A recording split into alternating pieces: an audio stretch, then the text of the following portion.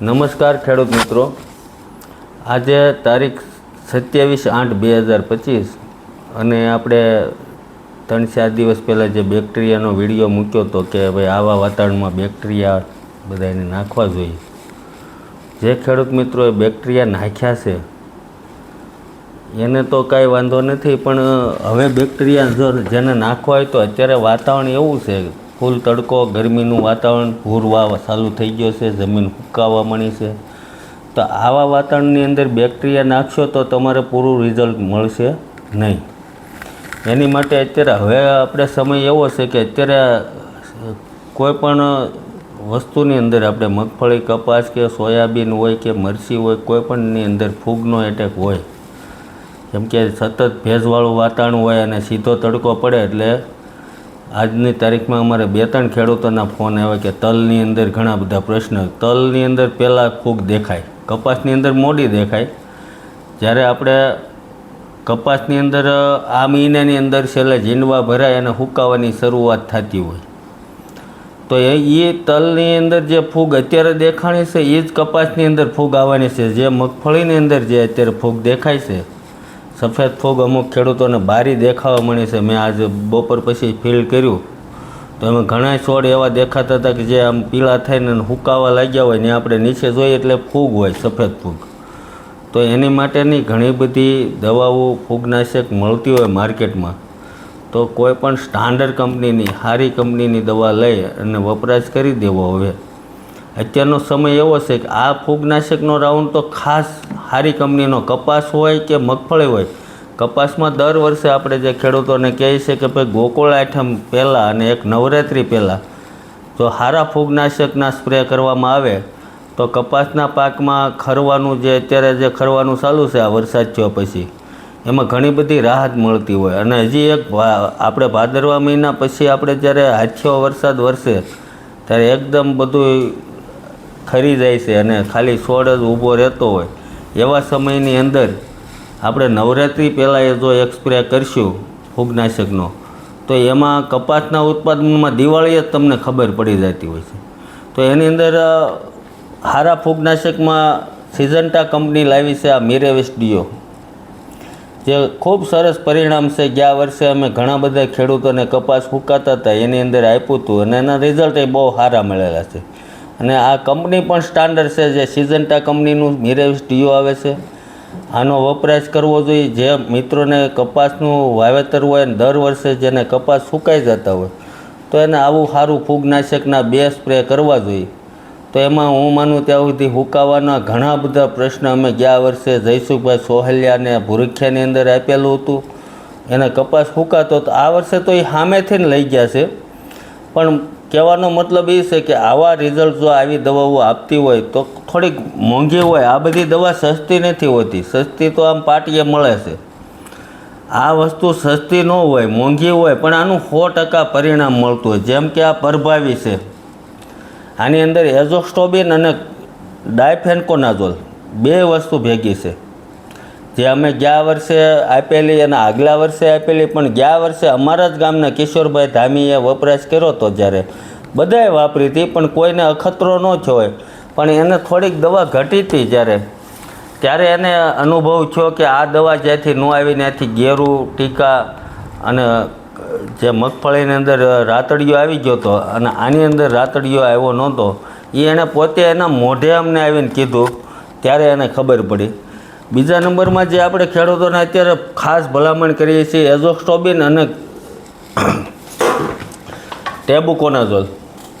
જે આપણે એઝોસ્ટોબિન અને ટેબુકોનાઝોલ જે આવે છે, એટલે કે આપણે સ્કોર અને ફોલિક્યુર, આનો જે આપણે રાઉન્ડ માર્ક અત્યારે મગફળીની અંદર કે કપાસની અંદર હકાવી રહ્યા છીએ, તો આ ખાસ દવા એવી છે કે ઓછા ખર્ચે ખેડૂતોને સાવ ઓછા ખર્ચે 30-35 રૂપિયાના પંપમાં જે ખેડૂતોને ખૂબ મોટું પરિણામ આપતી જાય છે. પણ આનું કામ એ છે કે તમારે અગાઉથી, જે આપણે કહેતા નથી કે ભાઈ આપણે પહેલાં અગાઉ વાડ કરવી પડે, એની ઘોડે આ વસ્તુ એવી છે કે જ્યારે ફૂગ આવી ન હોય એ પહેલાં જ્યારે આપણે આનો સ્પ્રે કરી દેવો પડતો હોય છે.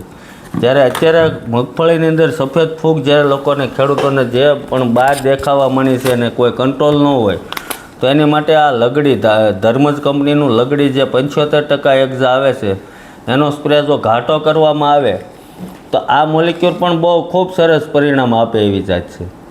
બાકી જે ખેડૂતોને ફૂગની દવા છટાણી નથી, અત્યાર સુધીમાં ક્યારેય કાંઈ કામ નથી કર્યું અને મગફળીની અંદર ફુયાની મેક્સમોલ કે એરો નથી વપરાણી, મગફળીના ત્રીજા શાહ જે ભેગા થઈ ગયા છે એવી પોઝિશન હોય ને રાતડિયાની શક્યતા હોય કે એને એવું લાગતું કે સફેદ ફૂગ છે, તો આ માર્શલ કંપનીનું નોવા જેનું પંપની અંદર 10 ગ્રામનું માપ છે અને આ ખૂબ ખેડૂતોને સસ્તો પંપ પડવાનો છે અને એનું પરિણામ આંખે દેખાય એવું આવવાનું છે. જે ખેડૂતોને ટ્રાય કરવી હોય તો કોઈ એક પંપમાં ન નાખે તો એને રિઝલ્ટ જોવા હાટું એંધાણ કરવું પડે એવી પોઝિશન નથી, કેમ કે આની અંદર ટેબુકોનાઝોલ 50% અને ટ્રાયફેક્સોનિક ટ્રોબેન 25% જે વસ્તુ આવે છે જે અત્યાર સુધીના સમયમાં ખૂબ સારું પરિણામ આપતી હોય છે. બીજા નંબરમાં સુમિટોમો કંપની જાપાનની જે આ વર્ષે નવી પ્રોડક્ટ લાવી છે જે અમારી વાડીમાં અમે ટ્રાય કરી છે. હજી આના રિઝલ્ટ અમને પાકી નથી ખબર પણ હશે સારા, કેમ કે 110 રૂપિયાનો ખેડૂતોને પંપ થતો હોય. જે એક્સેલિયા મેક્સ કરીને જે પ્રોડક્ટ મૂકી છે આ લોકોની ભલામણ એવી છે કે કંપનીનો દાવો એવો છે કે અત્યાર સુધીની બધાથી વધારે બેસ્ટ દવા આ માની છે અમે કંપની. પણ આનો હજી અમે ટ્રાય લીધા છે, હજી પાકું રિઝલ્ટ આવ્યું નથી એટલે તમને વધારે ભલામણ ન કરી શકવી. પણ આ ટમેટી હોય, મરચી હોય કે રીંગણી હોય જે કિલો ઉપર વેચાતા પાક હોય એની અંદર જો આવી વપરાશ કરવામાં આવે તો એના ટ્રાયલ ખરેખર લેવા જોઈએ આવી પોઝિશન છે આની. અને બીજા નંબરમાં જે ખેડૂત મિત્રોને તલનું વાવેતર કર્યું હોય અને તલની અંદર જે કાળી ફૂગના અત્યારે આજની તારીખમાં જે જલાલપુરથી, ઉમડાથી અને 2-3 જગ્યાએથી એવા પ્રશ્ન આવ્યા હતા કે તલની અંદર આજની તારીખમાં સીધો જ હુકારો દેખાવા મળ્યો છે. તો એની અંદર આ જે સિસ્ટોનિક કંપનીનું એઝોમેક્સ છે જે દવા જેની અંદર ક્લોરોથાલોલિન ને એઝોક્સ્ટ્રોબિન આવે છે જેનું 30 mlનું પરમાણુ હોય છે, જેનું રિઝલ્ટ આજે અત્યારે તમે વાપરો એટલે કલાક પછી એનું રિઝલ્ટ ચાલુ થઈ જતું હોય છે. તો આવી પોઝિશનની અંદર આવો વપરાશ કરવામાં આવે તો આનો પંપાઈ રિઝનેબલ બનતો હોય છે. અને એક આ બેન્ઝીમ આવે છે જે આપણે પહેલાં શરૂઆતના સમયમાં આપણે જે શક્કરવાળું આવતું 22 કરીને એનું પરવાહી છે 47.27%, 46.27% કાર્બનિઝમ SC ફોર્મ્યુલેશનમાં કંપનીએ મૂકેલું છે જેનું પરિણામ ખૂબ સારું છે. બાકીના થાયોફેનેટ મિથાઇલ 70% આવે છે જે રોકો નામથી આવે છે એના પણ પરિણામ તલની અંદર ખૂબ સારા મળે એક એવું છે. અને જેને કપાસ આ વખતે જે ફૂંકાવાનો સીધો આપણે લીલો છોડ ફૂંકાઈ જતો હોય, એક દિવસમાં લંઘાઈ જાય, તો આ જે ક્રિસ્ટલ કંપનીનું બ્લુ કોપર આવે છે એને જો પીએચ સાથે આપવામાં આવે તો સારામાં સારા પરિણામ મળે છે. અમે નાના રાજકોટની અંદર 2-3 ખેડૂત મિત્રોને આ પરિણામ લેવડાવેલા છે જે ગુણાભાઈ સાસાણીની વાડી ઉપર લેવડાવ્યા છે અને અકાળાની અંદર અમે લેવડાવ્યા છે. તો આના પણ ખૂબ સારા પરિણામ મળે એવું છે. તો બાકી આજે આપણે વાત થઈ બધી ફૂગનાશક દવાઓની વાત થઈ. અત્યારના સમયમાં ખરેખર તાપ પડવા માંડ્યો હોય તો બેક્ટેરિયા ઘરે પડ્યા હોય તો નાખવા નહીં આવી અમારી ભલામણ છે. કદાચ તમારે ન વાપરવાના થાય તો અમને પરત આપી દેવા. બાકી અત્યારે ફૂગનાશકનો જ પ્રયોગ કરવો પડશે, ખાસ કરીને કપાસ, મગફળી કે કોઈ પણ અન્ય પાક હોય. અત્યારે મોટો એટેક ફૂગનો જ છે. અત્યારે સુસ્યાની દવા નહીં મારો, થ્રિપ્સની નહીં મારો તો હાલશે, પણ ફૂગની દવા મારવી જોઈએ. આભાર.